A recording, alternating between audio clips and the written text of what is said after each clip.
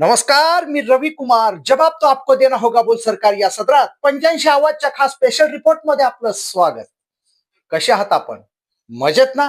मजेत राहा, हिट राहा, फिट राहा आणि हो, आरोग्याची काळजी घ्या.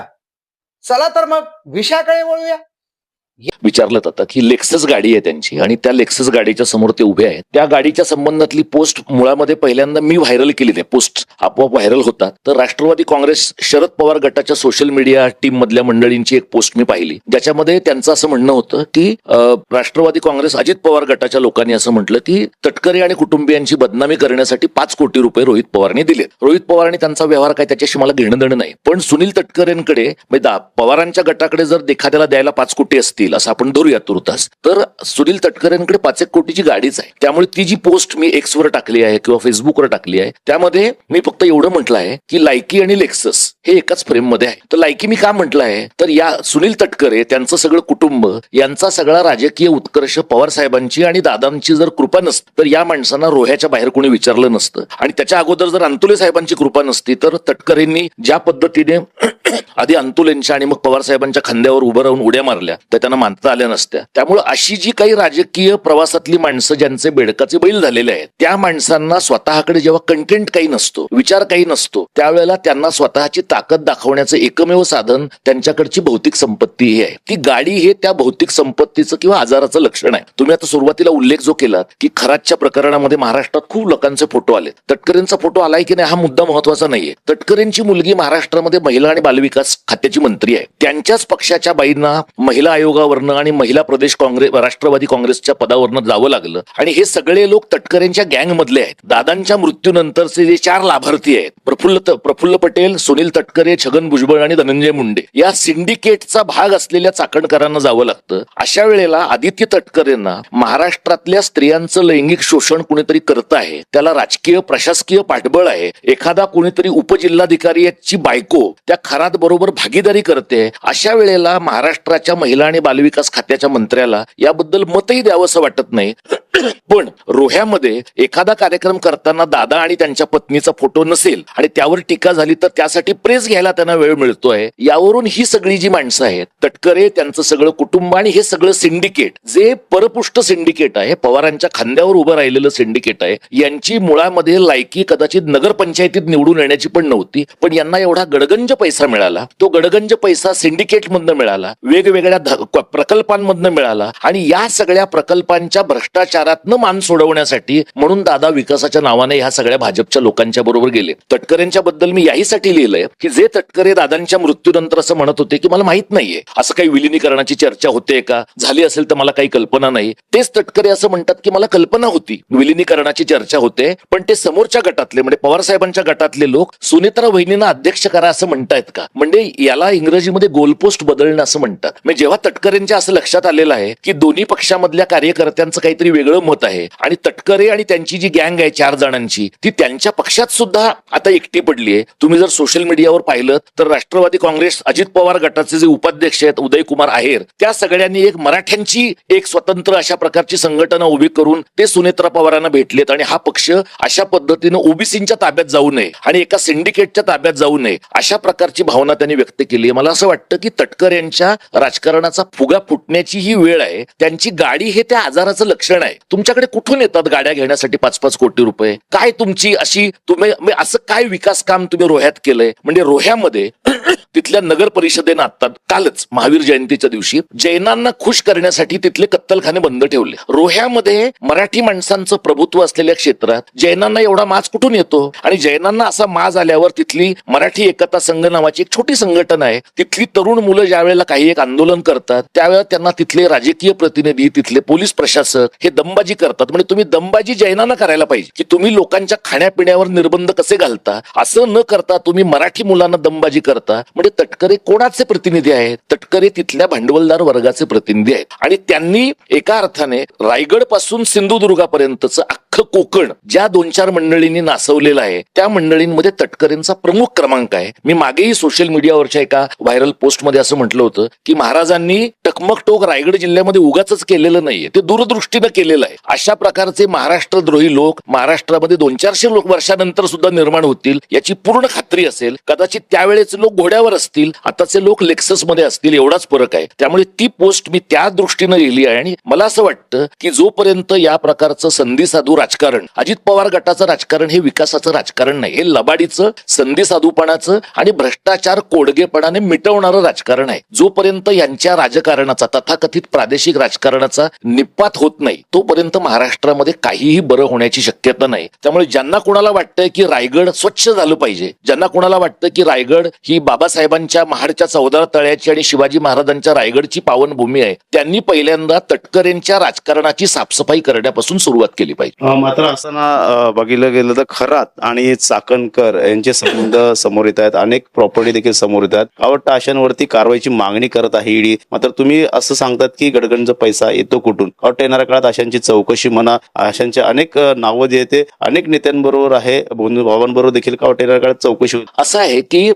चाकणकर बाईंनी सुरुवातीला असं म्हटलं की माझा यांच्याशी काही संबंध नाही. तुम्ही त्यांच्या नुसत्या पोस्ट जर पाहिल्यात गेल्या 15 दिवसामधल्या, मार्च मध्ये महिला दिनाच्या दिवशी त्या बायकांना असं म्हणतात की तुमच्या पोथ्या पुराणांमध्ये काय आहे, तर तुम्ही संविधान हाती घेतलं पाहिजे. म्हणजे हे जे एक वाक्य आहे रुपाली चाकणकरांचं, त्याचा एक व्हिडिओ तयार करून त्याची फ्रेम करून रुपाली चाकणकरांना घरी पाठवलं पाहिजे, त्यांच्या पाठवून दिलं पाहिजे की त्यांच्या संपूर्ण राजकीय कारकिर्दीमध्ये कदाचित एकमेव सेन्सिबल विधान त्यांनी हेच केलेलं आहे की संविधानाची पाठराखण सगळ्या बायकांनी केली पाहिजे. पण बायकांना संविधानाची पाठराखण केली पाहिजे असं सांगणाऱ्या रुपाली चाकणकर स्वतः जर अशोक खरातच्या एकूण नेटवर्कमध्ये सहभागी असतात आणि जवळपास 55 पेक्षा अधिक व्हिडिओ क्लिप्स त्या माणसाच्या निघाल्या असतात आणि जे लीक करण्यात आले, मला असं वाटत नाही की असे व्हिडिओ नैसर्गिकरित्या लोकांच्या पुढे आलेले आहेत. मला असं वाटतं की हे व्हिडिओ जाणीवपूर्वक लीक केले गेले. आणि एक महत्वाचा मुद्दा जो रुपाली चाकणकरांच्या निमित्ताने आपण पाहिला पाहिजे तो म्हणजे उत्तर भारतातल्या गायपट्ट्यातल्या अनेक सोशल मीडिया हँडल्सवर हे सगळे महाराष्ट्रातल्या स्त्रियांचे व्हिडिओ लीक करून टाकले गेले आणि तिथल्या पुरुषांनी याबद्दल अत्यंत विकृत अशा प्रकारच्या कॉमेंट्स त्याच्या खाली केलेल्या आहेत. मला असं वाटतं की या बाबतीमध्ये लोकशाहीर संभाजी भगतांनी पण या बाबतीतला एक आग्रह, या बाबतीतला एक मुद्दा मांडला होता की महाराष्ट्र धर्माचा विचार करताना आपल्या मराठी स्त्रियांच्या बाबतीमध्ये अशा प्रकारच्या विकृत मांडणी करणाऱ्या, विकृत मत मांडणाऱ्या लोकांचाही विचार केला पाहिजे. तुम्ही जे चाकणकरांचं म्हणालात, मला असं वाटतं की चाकणकरांची बातमी नेमकी कधी बाहेर आली, खरातची बातमी नेमकी कधी बाहेर आली आणि राज्याचे गृहमंत्री कोण आहेत, या प्रश्नांचा जर आपण नीट विचार केला तर गृहमंत्र्यांना हवं आहे तेव्हा गोष्टी बाहेर येतात, गृहमंत्र्यांना हवं आहे तेव्हा गोष्टी आतमध्ये राहतात. त्यामुळे आता संपूर्ण जबाबदारी ही फडणवीसांची आहे की सगळे जे अधिकारी आहेत, सगळे जे राजकीय पक्षांचे प्रतिनिधी आहेत, सगळे जे माफिया या सगळ्या खरातच्या सिंडिकेटमध्ये जमलेले आहेत. कारण आज पेपरात बातमी आहे की शालार्थ घोटाळ्यामध्ये पण खरातचा हात. म्हणजे खरात हा फक्त त्याला भोंदू बाबा म्हणून आपण त्याचं उपद्रव मूल्य कमी करता कामा नये. तो नुसता भोंदू बाबा नाही, तो एका मोठ्या फायनान्शियल स्कॅमचा भाग आहे आणि त्या फायनान्शियल स्कॅमचा भाग म्हणून त्याने बायकांचं वशीकरण करणं, त्यांच्यावर अत्याचार करणं, त्यांच्या पुरुषांना ब्लॅकमेल करणं, अशा प्रकारचे उद्योग केलेले आहेत. आणि हे नव्या भांडवलाचं अध्यात्माशी झालेलं सिंडिकेट आहे. या पद्धतीनं जर खरातचा विचार झाला तर मला वाटतं एका मागोमाग एक चाकणकरांची तर विकेट आत्ता पडली आहे. आणि त्या असं म्हणल्या, ज्या एरवी महाराष्ट्रभर हिंडायला त्यांना काही अडचण नव्हती, त्या असं म्हणतात की मी एक स्त्री आहे आणि मला नाशिकमध्ये यायला अडचण पडत. मी कुठल्याही शहाण्या माणसाचा जरी पुणे नाशिक रस्ता फार बरा नसला तरी चाकणकर ताईंना काही पुणे नाशिक रस्त्यावर एवढा त्यांच्या महागड्या गाड्यांमधून जायला त्रास होईल अशी परिस्थिती नाहीये. पण कायद्यापासून शक्य तितकं लपावं, कायद्यापासून शक्य तितकं पळावं, अशा यासाठी त्यांनी हे उद्योग केलेत. आणि तुम्ही त्यांचे दोन्ही राजीनामे पहा. त्यांनी महिला आयोगाचा जो राजीनामा दिलाय त्याच्यामध्ये त्यांनी म्हटलं की मी स्वेच्छेने राजीनामा देत, हा वैयक्तिक कारणास्तव राजीनामा देत आहे. आता तुमची समाजात एवढी प्रचंड नाचक्की झाल्यावर वैयक्तिक कारण हे नाचक्की हेच असलं पाहिजे. आणि प्रदेश काँग्रेसच्या त्यांच्या राष्ट्रवादीच्या महिला अध्यक्षपदाचा राजीनामा देताना त्यांनी मी राजीनामा देत एवढं म्हटलंय. आणि तुम्ही जर त्यांनी सुनेत्रा पवारांना राजीनामा देतानाची इमेज पाहिली तर असं वाटतंय की सुनेत्राताई राजीनामा देत आहेत आणि रुपाली चाकणकर तो राजीनामा स्वीकारतायत. म्हणजे एखाद्या माणसाला आपण इतकी नाचक्की झाल्यानंतर राजीनामा देतो याची लाज वाटण्याची गरज आहे, ती त्यांच्या चेहऱ्यावर तुम्हाला अजिबात दिसत नाही. याचा एवढाच अर्थ आहे की महाराष्ट्राच्या राजकारणामध्ये जो सांस्कृतिक अधप्पात घडला आहे तो पुरुषांचा आणि स्त्रियांचा सारख्याच प्रमाणात आहे. स्त्रिया पुरुषांशी अत्यंत तुल्यबळ स्वरूपाची स्पर्धा करतायत. याचं रुपाली चाकणकर हे अत्यंत नितांत सुंदर उदाहरण आहे. तर पवार यांना जे अधिकार दिले ते येणाऱ्या काळात ते पूर्ण होतील का, या संदर्भाची कारवाई करणार का? पाहिलं तर नक्की राष्ट्रवादीची कमान कोणाच्या हातात आहे? पाहिलं तर प्रफुल्ल पटेल असेल, सुनील तटकरे, अनेक लोकांची नावं रोहित पवार घेत आहेत की नक्की कोणाच्या हातात? हे बघा, रोहित पवारांनी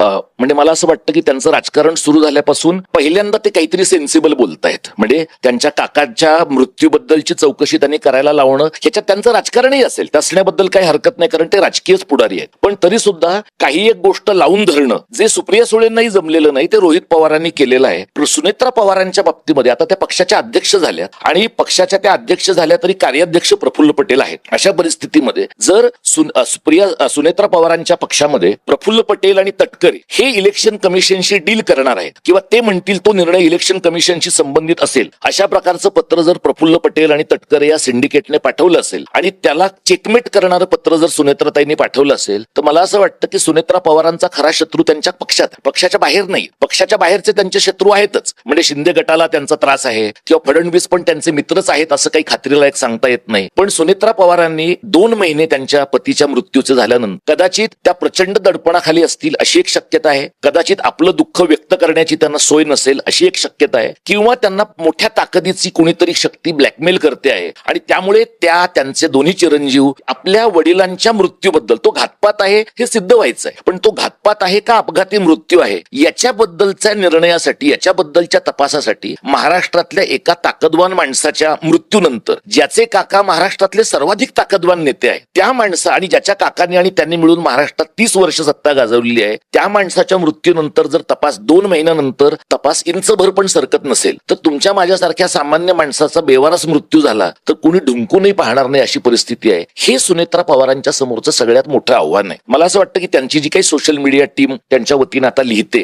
तर जरा त्यांनी त्यांच्या बरोबर काम करणारी माणसं पण थोडी बरी घ्यायला पाहिजेत, कारण ही सगळी कोण माणसं त्यांचे मित्र आहेत, कोण त्यांचे शत्रू आहेत हे कळायलाही त्यांना या नंतरच्या काळामध्ये वेळ जाईल. पण मला असं वाटतं की सुनेत्रा पवारांच्या बाजूने त्यांची संघटना, कारण हे जे 4 जणांचं सिंडिकेट आहे, ज्यांना सोशल मीडियामध्ये कटकरे आणि चांडाळोत्तमांची चौकडी असं म्हटलं जातंय, ही जी चौकडी आहे, हे जे सिंडिकेट आहे, यांच्या बाजूने त्यांच्या पक्षातले पण लोक, त्यांच्या जातीचे पण लोक नाहीयेत. त्या पक्षामध्ये जो करिश्मा होता तो दादांना होता. दादांच्या मृत्यूनंतर सद्भावनेनं आणि इमोशनली तो सगळा करिश्मा किंवा ती सिंपती सुनेत्रा पवारांना मिळणार आहे. त्यामुळे या बाकीच्या चौघांचं हित यातच आहे की त्यांनी सुनेत्रा पवारांशी नीट वागलं पाहिजे. जर ते सुनेत्रा पवारांशी नीट वागले नाहीत तर राष्ट्रवादी काँग्रेसची केडर एकतर यांच्या विरुद्ध आवाज करेल, बंड करेल, किंवा राष्ट्रवादीची केडर इकडे तिकडे विखुरली जाईल. आणि जर राष्ट्रवादीची केडर विखुरली जाईल तर या सिंडिकेटच्या पण ते फारसं फायद्याचं नाही. आता जाण्याने कुठेतरी राष्ट्रवादीवरती जी वचक पकड पाहिजे ती राहिली नाही. अजितदादांचा ज्या पद्धतीनं पक्षावर वचक होता, तुम्हाला असं जे काही लोकांच्या समोर आलंय, दादा जर पक्षाच्या विलिनीकरणाबद्दलची चर्चा पटेल आणि तटकरेंना बाजूला ठेवून करत असतील तर हे दोघं कितीही त्यांच्या गँगचा एकेकाळी भाग असले तरी सुद्धा शेवटच्या टप्प्याला विश्वासार्ह राहिले नव्हते याचा हा नीट पुरावा आहे. आणि दादांच्या मृत्यूनंतर कितीतरी काळ, आता प्रफुल्ल पटेल तुम्ही बघा, आता त्यांनी तोंडच उघडलं नाही, कारण त्यांना असं लक्षात येतं की त्यांनी तोंड उघडलं आणि त्यातल्या एखाद्या गोष्टीची बातमी झाली की माध्यमांच्या सोशल मीडिया हँडल्सवर आणि व्यक्तिगत लोक लिहिणाऱ्यांच्या सोशल मीडिया हँडल्सवर त्यांना एवढ्या शिव्या पडतायत की आता कुठलंही थोडं डोकं ठिकाणावर असणाऱ्या राजकारण्याला कळतं की हे आपण तोंड उघडण्याचे दिवस नाहीये. पण तटकरेंचं तसं होत नाही, त्यांना बोलावं असं वाटतंय, त्यांना बोलावं लागतंय, कारण त्यांच्या मुलीचं दुकान महाराष्ट्रामध्ये आहे. त्यामुळे आता असं स्पष्टपणाने दिसतं की दादा हा त्या पक्षातला करिश्मॅटिक माणूस होता आणि दादांच्या अत्यंत अपघाती आणि अचानक झालेल्या मृत्यूमुळे जी पोकळी निर्माण झाली ती तात्काळ, हे बारभाई आहेत सगळे, ह्या बारभाईंना ते ताब्यात घ्यायचं होतं, पण त्यांच्या दुर्दैवाने हे झालं नाही. म्हणजे सुनेत्रा पवारांनी अगदी 3ऱ्याच दिवशी शपथविधी करायला पाहिजे होता काय, ह्याच्याबद्दल अनेक मतं आहेत. व्यक्तिशः मला असं वाटतं की कदाचित त्या थांबल्या असत्या तर उपमुख्यमंत्री पद हे काही घटनात्मक पद नाही, त्या आणखी 10 दिवस थांबले असता तरी सुद्धा बिघडलं नसतं. पण कदाचित त्यांच्यावर वेगवेगळ्या प्रकारचे ताण असावेत, त्यांना जे इनपुट मिळालेले असतील ते अशाही प्रकारचे असावेत की तुम्ही घाई केली नाहीत तर पक्षाची रचना, पक्षाची ताकद कोणाच्या तरी दुसऱ्याच्या हातात जाण्याची किंवा खेचली जाण्याची शक्यता आहे. त्यामुळे त्यांनी स्वतःच्या बाबतीमध्ये असा निर्णय घेतला असल्याची शक्यता आहे. पण या बाकीच्या 4 मंडळींनी कितीही प्रयत्न केला तरी सुद्धा जी काही मर्यादित ताकद, जो काही मर्यादित करिश्मा राहील, जी काही मर्यादित सत्ता राहील ती सुनेत्रा पवारांकडे राहणार आहे. कारण केडर अजित पवारांची, केडर तटकरे आणि गँगची नाही. प्रफुल्ल पटेलांना तर केडरच नाही, म्हणजे दलालांची गँग ही जर केडर मानली आपण तरच प्रफुल्ल पटेलांना केडर आहे असं म्हणता येईल. तटकरेंना फार तर थोडीफार रोह्यात केडर आहे, भुजबळांना येवल्यात केडर आहे, मुंडेंना जातीचा वापर करून बीडमध्ये थोडीफार केडर आहे. पण जी काही स्ट्रेंथ आहे त्या पक्षाची ती दादांच्या ह्याच्यावर होती आणि त्यामुळे दादांच्या नंतर तिचा इमोशनली फायदा सुनेत्रा पवारांना मिळेल. अशोक खरांतांचे भक्त म्हणून विरोधक आरोप करतायत, मात्र या संदर्भात आता अजून देखील आदित्य तटकरे यांनी काही शब्द काढलेले नाही. मंत्री असून सुद्धा काय बोलत नाही, ते काहीच बोलणार नाहीत. मी तुम्ही महाराष्ट्रामध्ये गेल त्या जेव्हापासून आधीपासून मंत्री आहेत. तुम्ही बघा की हे जे सगळे तरुण पिढीतले ना जेनझी टाईपचे सगळे जे मंत्री झाले तर त्या जेनझी नाहीयेत, त्या थोड्या अधिक वयाच्या आहेत. पण ही जी सगळी नव्या पिढीतल्या मंत्र्यांची मुलं सत्तेमध्ये आली आहेत, यातल्या बहुतेकांना बापाच्या जीवावर किंवा आईच्या जीवावर सत्ता मिळालेली आहे. यांच्या वकुवावर स्वतःच्या सत्ता मिळालेली आहे. म्हणजे सुप्रिया